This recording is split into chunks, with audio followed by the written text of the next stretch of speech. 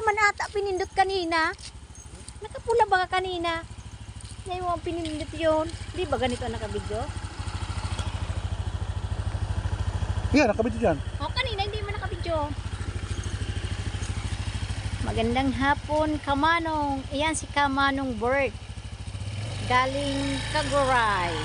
Ayan, nag-ride.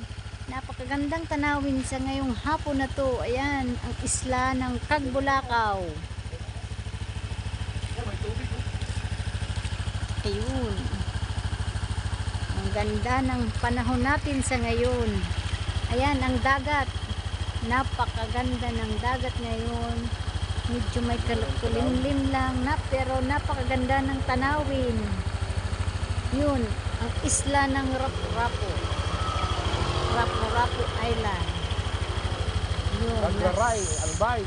nasa gitna ng yung nag-iisa na yung bundok sa gitna ng dagat. Yan. Yan, yes. Yan ang Rapu-Rapu Island. Nang namanday. Yun si Kamanong. Pagod na sa car ride. Hello, Kamanong. Magandang hapon, Kamanong. Ang si Kamanong.